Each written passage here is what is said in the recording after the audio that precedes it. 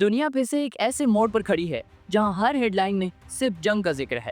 اسرائیل نے ایران پر ڈرون بھیجا، ایران نے جواب دیا، اور پھر امریکہ کی مداخلت۔ یقیناً یہ ساری چیزیں آپ سب لوگ پہلے سے جانتے ہیں، مگر آج کی اس ویڈیو میں ہم جانیں گے کہ یہ سب کچھ کب سے شروع ہوا۔ ہمیں لگتا ہے یہ جنگ 12 جون 2025 کو شروع ہوئی، مگر اصل میں یہ جنگ 1979 سے چل رہی ہے۔ اس ویڈیو میں ہم کچھ سوالات کے جواب ڈھونڈنے والے ہیں، لیکن یہ سوالات صرف نیوز سے نہیں، ہماری سوچ، ہمارے مستقبل اور پوری امت مسلمہ سے جڑے ہیں۔ 1979 میں ایران میں ایسا کیا ہوا تھا کہ دنیا کی پاور بیلنس ہل گئی؟ آیت اللہ خمینی نے ایسی کیا بات کہہ دی کہ امریکہ اور اسرائیل تب سے ایران کے پیچھے پڑ گئے؟ امریکہ اور اسرائیل میں آپس کا کیا رشتہ ہے؟ سیریا، فلسطین، عراق، یہ سب اس چیس بورڈ کا حصہ کیوں بن گئے؟ اور سب سے اہم، کیا پاکستان ان کا اگلا نشانہ ہو سکتا ہے؟ آئیں ان سوالوں کا جواب ڈھونڈتے ہیں، لیئر بائی لیئر، تاکہ ہم نہ ہی صرف جان سکیں بلکہ سمجھ بھی سکیں۔ 1979 The Revolution That Changed Everything۔ سال تھا 1979۔ شاہ آف ایران، ایک سیکولر ویسٹرن بیک لیڈر، ملک سے بھاگ چکا تھا، اور تہران کی گلیوں میں لوگ ایک ہی نام پکار رہے تھے، آیت اللہ خمینی۔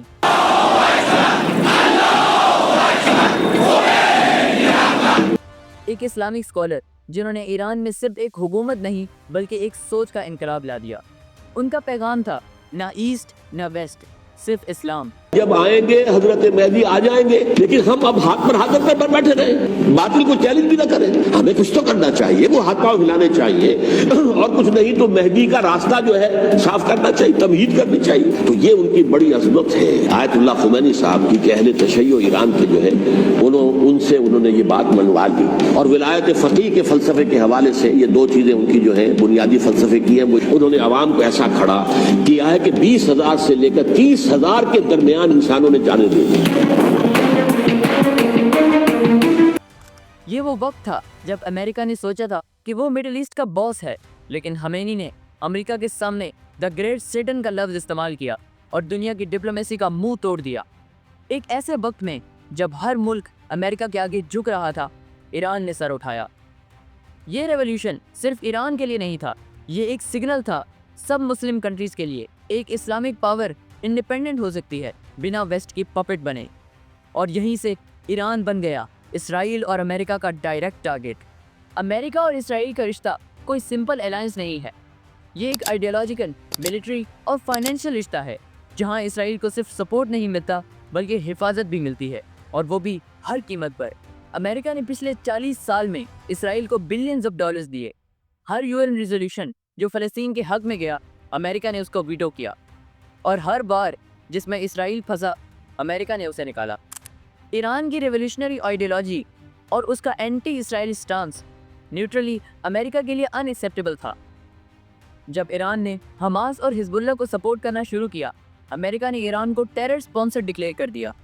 یہ کوئی رینڈم دشمنی نہیں تھی، یہ پلانڈ، ڈیپ روٹڈ ہاسٹیلٹی تھی، جس کا ایم تھا جو بھی اسرائیل کے خلاف بولے اسے مٹا دو۔ The true conflict, ideology not just borders. دنیا میں اکثر سننے کو ملتا ہے ایران اور اسرائیل کے کانفلکٹ صرف بارڈر یا میزائلز کے ہیں، لیکن اصل میں یہ آئیڈیالوجی کے کانفلکٹ ہیں۔ اسرائیل ایک زائنسٹ اسٹیٹ ہے جس کا ڈریم ہے گریٹر اسرائیل، اور ایران ایک اسلامک ریپبلک ہے جس کا عقیدہ ہے کہ ہر حال میں ظلم کا مقابلہ کرنا ہے۔ ایران اوپنلی کہتا ہے کہ اسرائیل کو ریکوگنائز نہیں کریں گے اور فلسطین کی آزادی کے لیے لڑائی جاری رکھیں گے۔ اس بات نے اسرائیل کو گلوبل سٹیج پر انسٹیبل کر دیا۔ اس بیچ سیریا آیا۔ جب سیریا میں سول وار چلی، ایران نے بشار الاسد کو سپورٹ کیا، جبکہ اسرائیل نے اس رجیم کے خلاف ایئر اسٹرائکس کی۔ مگر یہ ایک الگ بات ہے کہ وہ شیعہ سنی کانفلکٹ زیادہ تھا۔ عراق میں بھی ایران بیکڈ ملیٹنٹس بنے، اور لبنان میں حزب اللہ، جو اسرائیل کے خلاف موسٹ ایکٹیو گروپ ہے، وہ بھی ایران کے انڈر آپریٹ کرتا ہے۔ ان سب جگہ پہ ایران اور اسرائیل ایک دوسرے کے اگینسٹ پراکسی وارز لڑ رہے ہیں۔ یہ ڈائریکٹ وار نہیں ہے، یہ ایک سائلنٹ بیٹل فیلڈ ہے جہاں ہر موو ایک نیکسٹ وار کی تیاری ہے۔ یاد رکھیں، یہ شیعہ سنی مسئلہ نہیں ہے، یہ جسٹس ورسز آپریشن ہے۔ اب سوال یہ ہے، اس سب کے بعد اگلا موڑ کیا ہوگا؟ کیا یہ صرف ایران تک لمیٹڈ رہے گا، یا یہ پوری مسلم امت کا فیوچر ڈیسائیڈ کرنے والا ہے؟ آج ویسٹ کا میڈیا یہی کہہ رہا ہے، Pakistan is unstable. Pakistan is dangerous. Pakistan's nuclear facilities must be monitored. लेकिन क्यों? क्योंकि पाकिस्तान एक न्यूक्लियर मुस्लिम स्टेट है, 7th most powerful military in the world रखता है, और सबसे इम्पोर्टेंट, पाकिस्तान ने अब तक वेस्ट के हर नैरेटिव को एक्सेप्ट नहीं किया। याद रखिए कि अमेरिका समेत वेस्ट ने हर मुमकिन कोशिश की कि पाकिस्तान किसी तरह इसराइल को एक्सेप्ट कर ले, मगर हम में अब भी इतनी गैरत बाकी है। मगर ये कि जब गाज़ा जलता रहा, पाकिस्तान चुप रहा। जब लेबनान तबाह हो गया, पाकिस्तान ने कोई इंटरफेरेंस नहीं दी। लेकिन जब इंडिया ने 2025 में पाकिस्तान की टेरिटरी पर अटैक किया, पाकिस्तान ने भारत को मुंह तोड़ जवाब दिया और दुनिया को ये बता दिया कि हम कोई सॉफ्ट टारगेट नहीं है। पाकिस्तान की हिस्ट्री सिर्फ एक मुल्क की नहीं है, ये एक मकसूद की कहानी है।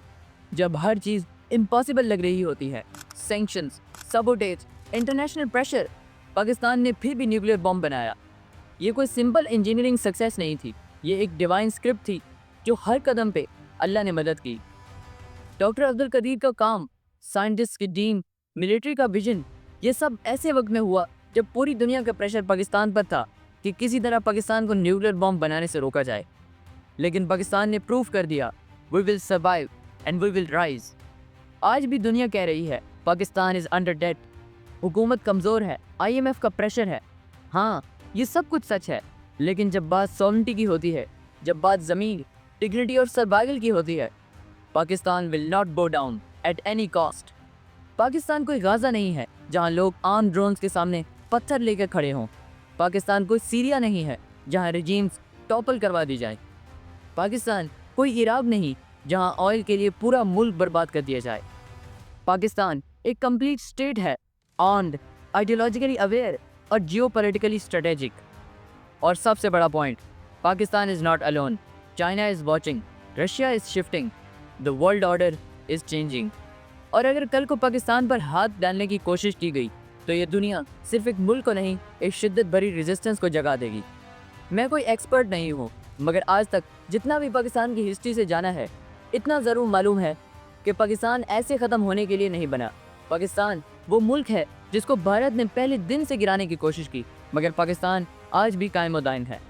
और मुझे लगता है अगर आज हम चुप रहे तो ये जंग सिर्फ मिसाइल की नहीं रहेगी, ये एक नज़रियाती जंग बन जाएगी। और अगर हमारा नज़रिया हमसे छीन लिया गया तो हम सब कुछ हार जाएंगे बिना लड़े।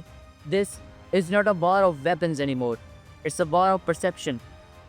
और अगर आज का यूथ सोचना शुरू करे तो कल की दुनिया बदल सकती है। और आखिर में सिर्फ इतना कहना है कि हर मिसाइल से पहले एक नैरेटिव चलता है और हर नैरेटिव का जवाब हमेशा सोच से दिया जाता है।